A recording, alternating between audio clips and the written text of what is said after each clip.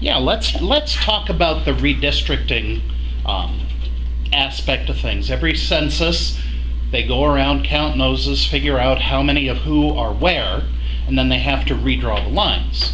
For the first time in 100 years, that process didn't go to court system. What is your role in the districting process, and how do you think it could be made better or more equal? Well, I thought we did a pretty bang-up job. You know, we only get a crack this every 10 years. And this is the first time since 1910 that the process for the federal redistricting and the state redistricting didn't go to a court system. Either one or both in the last 100 years have gone to the Supreme Court for the final drawing of the lines. It was quite an awakening for me in one respect, that there was some minority groups that came in and they were separated, but they wanted to be together. And that was very interesting to me, because minority groups usually like to be just like everyone else. But in redistricting, they wanted their own block. It was Pacific Islanders is what it was. It was extremely interesting to hear what their thoughts were on it. And of course we accommodated that, because we can in fact do that in the Constitution and the laws. I think this whole, when we first started, it's nuts, because everyone has this silly plan that no one's going to agree upon. In fact, we even had at the first draft that came out, they had Representative Bentz having half of Lakeview, and the other half of Lakeview belonged to Representative Garrard. And Lakeview is only 2,200 people, so you split the community in half, but yet you're supposed to keep communities together in like-type situations. So I thought we did a pretty fair job, and the reason we had to do what we did is because you take the people on the coast, and their population grew, and they needed more people, so the only way they can go is east, which in turn, it's like a chain reaction, like dominoes. Once one of them falls, they all fall. In every district, it's like a wave. Every district gets affected by one move, and it's quite a complex issue actually to balance that. I think now we have 60-some thousand people, each one of us that we represent. Went from 57,000, I think, to 63 or 65 or something like that. So, but I ended up losing the manor, which Peter now has, and then I lost northeast Medford, and they expanded me to the west of Medford, out toward Henley Road. So I have all of that now. So it's basically the city of Medford, but if you're only allowed 60-some thousand people, and there's 80,000 people in the community, somebody has to go elsewhere. So that's the way that system works. And I thought that both sides did a good job on redistricting this time. It was, and Sal was on the committee. It was fascinating. In the 2011 session, we had a 30-30 tie in the House, 30 Democrats, 30 Republicans, and in the Senate it was 16-14.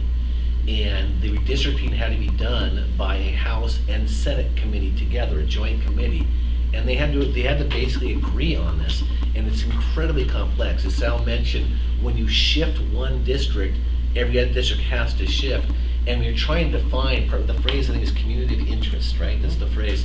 Right. That their task was to keep community of interest together, so that they could basically say, we are folks that have these kind of, our economies based on ag or whatever their basic interest is. You're trying to keep them together as much as possible, not to split them, not to weaken their vote, basically, because you're trying to make sure that every part of society is represented somehow in the legislative process, and it's extraordinarily complex.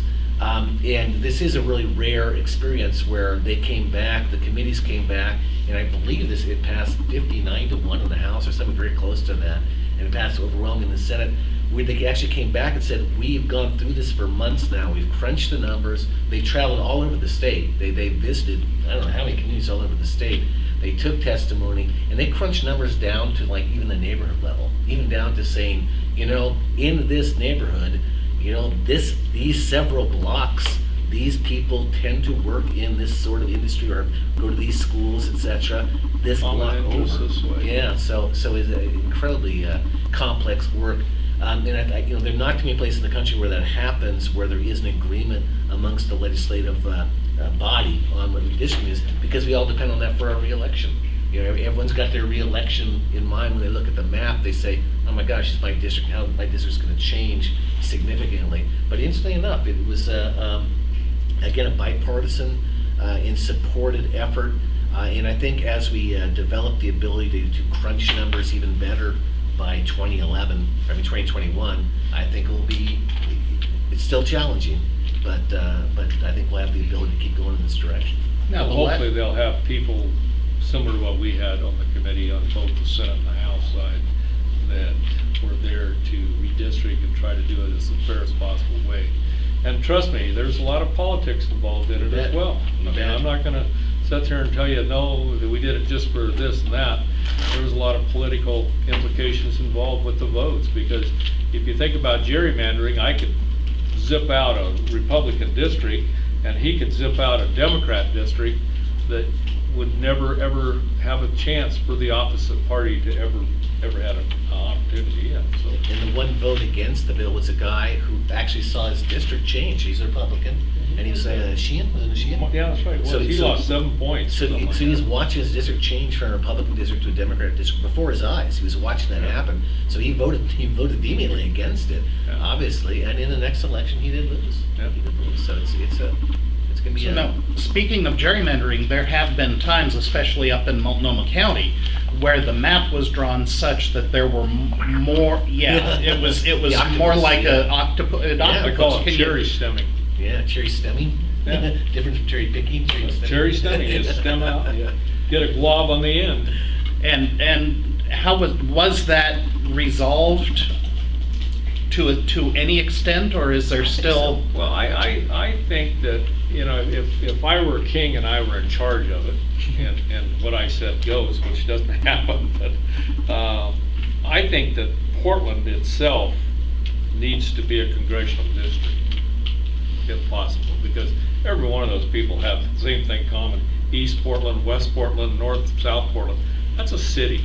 Just like you could try to keep Ashland together or Medford together, if you can possibly keep them together, it'd be fine. But then that wouldn't work, because then it would throw out, it'd just make your head hurt for the rest of the state. So, it's a theoretically it's a great idea, except the practicality of it's going to be very, very difficult.